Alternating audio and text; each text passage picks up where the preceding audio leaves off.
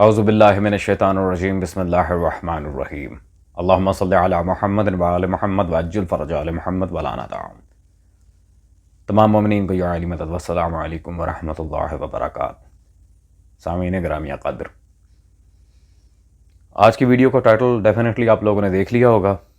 حضرت سلمان فارسی اصلاً سلمان محمدی سلام اللہ تعالیٰ علیہ کی ذات قدسی صفات پر جو مرزا انجینئر نے بکواس کی ہے، اس کا ہم اسے جواب دینا چاہ رہے ہیں، اور انشاءاللہ تبارک و تعالیٰ at the end of the video آپ سب کو پتہ چل جائے گا کہ یہ علمی اور دندان شکن قسم کا جواب اس ملعون کو ہم نے دیا۔ تو اس جاہل مطلق کی ویسے تو بہت ساری جہالتیں ہم نے آپ کے سامنے واضح کی ہیں۔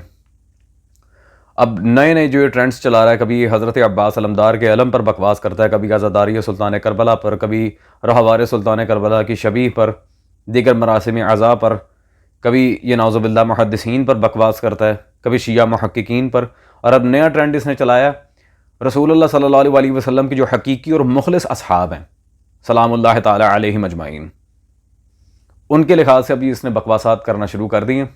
تو چلتے ہیں اس کی ویڈیو کی طرف، اور یہ حضرت سلمان کی گستاخی کر کے اپنے آپ کو جو بچانے کی کوشش کر رہا ہے وہ ہم آپ کے سامنے واضح کرتے ہیں، اور اس کی ذرا علمی دھلائی بھی کر دیں گے۔ کیونکہ سلمان فارسی ایران سے آئے ہوئے تھے، کتنے مذاہب انہوں نے بدلے تھے، آتش پرست تھے، پھر یہودی ہوئے، پھر عیسائی ہوئے، پھر مسلمان ہو گئے۔ نظامی کو کہتے ہیں سب سے پہلے بریلویز ہوئے، دیوبندی ہوئے، پھر یہ ہوئے، پھر ہوئے، ہونا کہ کافر ہو جاؤ گے۔ سر اس سلمان فارسی بھی کافر نہیں ہوئے، اسی بھی سلمان فارسی دے مننے والے ہیں، ٹینشن نہ لو تسی۔ جی سامعین گرامی قدر، ڈیفینیٹلی آپ نے اس ملعون کی بکواس سن لی ہوگی۔ لانتی بے غیرت انسان جو حضرت سلمان کے بارے میں اس نے بکواس کی ہے، وہ پہلے معاذ اللہ یہودی تھے، پھر عیسائی بنے، پھر وہ اسلام لائے، تو پتہ نہیں کیا کیا بکواسات۔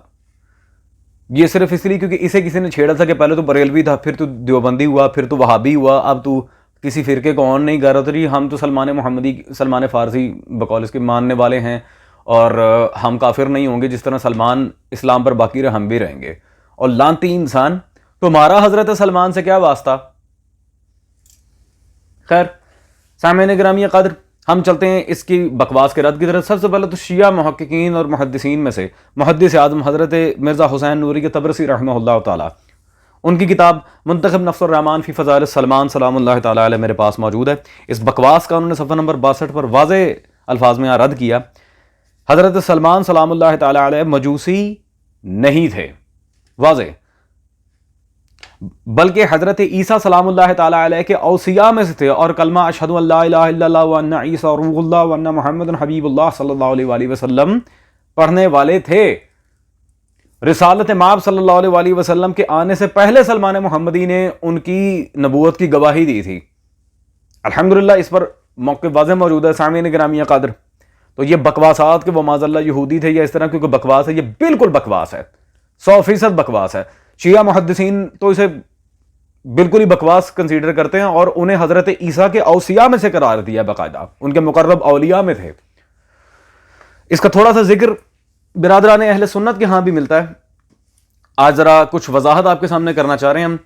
تو یہ مرزا منگول جیلمی کو کاش یہ پڑھنے کی توفیق ہو، یہ ہے صحیح بخاری جلد نمبر 2۔ بیش کے محمد جو پڑھتے ہیں بخاری آتا ہے بخار، ان کو نہیں آتی بخاری۔ خیر جلد 2 کتاب المناقب پارہ نمبر 15 صفحہ نمبر 491۔ اب اس میں حضرت سلمان خود روایت کرتے ہیں، ان کے اسلام کے بیان میں 1126 نمبر حدیث ہے۔ حضرت سلمان نے فرمایا کہ حضرت محمد صلی اللہ علیہ وسلم اور حضرت عیسیٰ سلام اللہ تعالیٰ علیہ کے بیچ میں فطرت کا زمانہ 600 برس کا گزرا۔ اب ظاہری بات ہے یہ وہ موجود تھے تو وہ بتا رہے تھے نا، یعنی کہ رسول صلی اللہ علیہ وسلم کی نبوت آنے تک، بظاہر نبوت کا دعویٰ کرنے تک جناب سلمان 600 سال زندہ رہے ہیں، چونکہ حضرت عیسیٰ سلام اللہ علیہ کے اوصیاء میں سے تھے اور صاحب کلمہ تھے، باقاعدہ کوئی مجوسی نہیں تھے، نعوذ باللہ من ذالک۔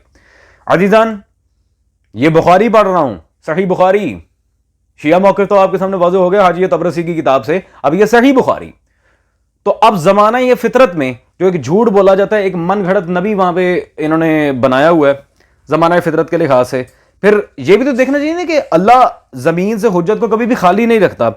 تو یہاں پہ انہوں نے حنظلہ بن صفوان نامی ایک نبی کا ذکر کیا، اس کا رد کرتے ہوئے یہ میرے پاس جلد نمبر 3 موجود ہے تیسیر الباری شرح صحیح بخاری. اب بخاری کے شارح اس کا رد کر رہے ہیں. جلد نمبر 3 میں صفحہ نمبر 688 کتاب المناقب حضرت سلمان کے سلام لانے کے باب میں ہی واضح لکھتے ہیں بعضوں نے کہا کہ اس مدت میں حنظلہ بن صفوان اصحاب الرسم کی طرف سے بھیجے گئے تھے اور خالد بن سنان عبسی بھی ان کے بیٹے حضرت صلی اللہ علیہ وسلم کے پاس آئے تو آپ صلی اللہ علیہ وسلم نے فرمایا اس کا باپ نبی تھا. اس کو طبرانی نے نکالا مگر صحیح حدیث اس کے خلاف ہے. یہ نبی نہیں تھے, بالکل نہیں تھے, صحیح حدیث کی مخالفت ہے ان کی نبوت کو ماننا. تو پہلی بات تو یہ ہے سامعین کہ صفوان نامی نبی کے لحاظ سے جو یہ بات چل رہی تھی وہ خود مخالفت صحیح حدیث میں ایک بات ہے, اس کی کوئی وقت نہیں ہے. تو پھر اب یہاں فیصلہ ہوگا کہ حضرت سلمان زمانہ فطرت میں وہ کون حجتیں تھیں جو رسول اللہ صلی اللہ علیہ وسلم کے پیام اسلام کو عام کر رہی تھیں. وہ کون تھے؟ وہ تھے اجداد رسول اللہ صلی اللہ علیہ وسلم. پہلے تو مولا علی کی ایک روایت ہم آپ کے سامنے پیش کر رہے ہیں, وَأَيْضًا پھر امام مجتبی اہل بیت سے پوچھتے ہیں نا. یہ اہل سنت کے امیر کبیر علی حمدانی حنفی, ان کی مودت فی القربہ میرے پاس موجود ہے, غالباً 7ویں صدی ہجری کے محدث ہیں گے, اور شاہ ولی اللہ بھی انہیں اپنا پیر مانتے تھے. صفحہ نمبر 253 پہ اس باب کی حدیث نمبر 9 میں خود مولا علی روایت فرماتے ہیں کہ حضرت علی مرتضیٰ صلوات اللہ علیہ سے روایت ہے, جناب رسول مقبول صلی اللہ علیہ وآلہ وسلم نے مجھ سے ارشاد فرمایا کہ اے علی, حضرت عبد المطلب صلوات اللہ علیہ پانسے سے تقسیم نہیں کرتے تھے, یعنی جوا وغیرہ نہیں کھیلتے تھے, اور بتوں کی پرستش نہیں کرتے تھے. بتوں کے نام پر جو جانور ذبح کیا جاتا تھا اس کو نہ کھاتے تھے. وہ حضرت ابراہیم سلام اللہ تعالی علیہ کی ملت یعنی مذہب پر تھے. حضرت عبد المطلب رسول اللہ صلی اللہ علیہ وسلم اور مولا علی کے دادا, ان کے جد پاک, وہ ملت ابراہیم کو لے کے چل رہے تھے. سامعین, قبل از رسول اللہ صلی اللہ علیہ وسلم ان کے اجداد اس طریقے کو لے کر چل رہے تھے. دلائل اس پر بے شمار ہیں, لیکن میں نے چاہا کہ اس پر مولا علی کی روایت پیش کی جائے. اب پھر یہ دیکھا جائے گا کہ 1,24,000 انبیاء, کیا ان انبیاء میں سے کوئی نبی رسول صلی اللہ علیہ وسلم اور حضرت عیسیٰ سلام اللہ تعالی علیہ کے درمیان آیا؟ وہ صفوان والی بات مردود ہے, اس کی کوئی وقت نہیں ہے, شارح بخاری رد کر چکے اسے. آئیں اس کا بھی ثبوت دیے چلتے ہیں آپ کو بالکل واضح الفاظ میں. یہ میرے پاس جلد نمبر 2 موجود ہے, امام طبرانی کی معجم کبیر طبرانی, جو ان کے سلسلے معجم کبیر, معجم الاوسط, معجم الصغیر, ان میں سے بڑی کتاب معجم کبیر, جلد نمبر 2 صفحہ نمبر 632, حدیث نمبر 2748. اور یہاں پر ابن سیرین امام حسن مجتبی صلوات اللہ علیہ سے بیان کر رہے ہیں, امام طبرانی اس کو روایت کر رہے ہیں کہ حسن ابن علی صلوات اللہ علیہ نے فرمایا مشرق سے لے کر مغرب تک تمہیں کوئی شخص ایسا نہیں ملے گا کہ جس کا دادا نبی ہو سوائے میرے اور میرے بھائی کے, اور بے شک میں دیکھ رہا ہوں کہ تم معاویہ کی بیعت کرنے کے لیے جمع ہو رہے ہو. خیر وہ الگ مسئلہ ہے. اچھا, امام مجتبی کیا فرما رہے ہیں؟ میرا دادا ابو طالب نبی تھا. کون کہہ رہے ہیں؟ امام حسن مجتبی صلوات اللہ علیہ, تاریخ نہیں حدیث کی کتاب, امام طبرانی اس روایت کو لے کر آئے ہیں. یہ واضح عزیزان آپ دیکھ رہے ہیں. عزیزان تو پتہ چلا حضرت ابو طالب صلوات اللہ علیہ وہ تھے نبی اللہ قبل از رسول اللہ صلی اللہ علیہ وسلم. کل کو یہ منحوس پوچھ سکتا ہے پھر حضرت سلمان کو دین حق کی طرف راغب کس نے رکھا؟ ٹھیک ہے وہ کلمہ گو تھے, لیکن دین حق کی طرف رغبت دینے والی کوئی ذات تو ہو, تو وہ اجداد رسول تھے صلی اللہ علیہ وسلم, اور سرکار ابو طالب تو ویسے ہی نبی تھے. میں پہلے ہی کہہ رہا ہوں اس پر دلائل بہت سارے ہیں, لیکن فی الحال اختصار کا دامن تھامتے ہوئے کتب حدیث کو میں آپ کے سامنے رکھ رہا ہوں. سامعین بات واضح کرتے ہیں, آخری عبارت, اور اس کے بعد مجھے نہیں لگتا کہ اور کچھ دکھانے کی ضرورت ہے. حضرت سلمان کی گستاخی, ان کو ناراض کرنا, یہ کس کو ناراض کرنے کے مترادف ہے؟ آئیں, یہ علامہ مفتی فیاض صاحب کی کتاب میرے ہاتھ میں موجود ہے, سیرت حضرت سلمان فارسی. آئیں جی, صفحہ نمبر 52.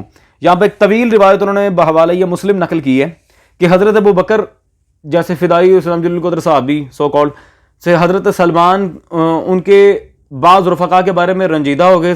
اس کا واقعہ یہ کہ ایک مرتبہ ابو سفیان چند آدمیوں کے ساتھ حضرت صہیب, حضرت بلال, حضرت سلمان کے پاس سے گزرے.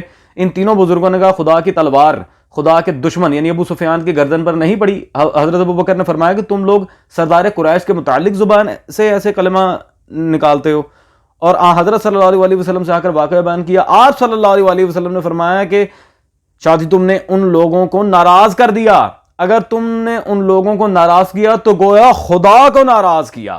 حضرت ابو بکر بہت نادم ہوئے اور آ کر پھر ان بزرگوں سے معذرت کی. سلمان کو ناراض کرنا اللہ کو ناراض کرنا ہے. یہ کون کہہ رہے ہیں؟ رسول اللہ صلی اللہ علیہ وآلہ وسلم. یہ کوئی شیعہ کتاب تو نہیں عزیزان گرامی قادر، یہ علماء محققین اہل سنت لکھ رہے ہیں. سلمان کو ناراض کرنا اللہ کو ناراض کرنا ہے. تو سلمان کو یہودی کہنا اللہ کو یہودی کہنا نہ ہوا؟ اپنے ایمان کی فکر کرو مرزا منگول جیلمی صاحب، اپنے ایمان کی فکر کرو. لانتی انسان، کہاں حضرت سلمان پہ بات کر رہے ہو؟ تمہاری تو اتنی اوقات نہیں، تم شہباز قلندر پہ بکواس کر جاؤ. وہ جب کی تھی ہم نے اس پہ بھی الحمدللہ ٹھوک کے جواب دیا تھا.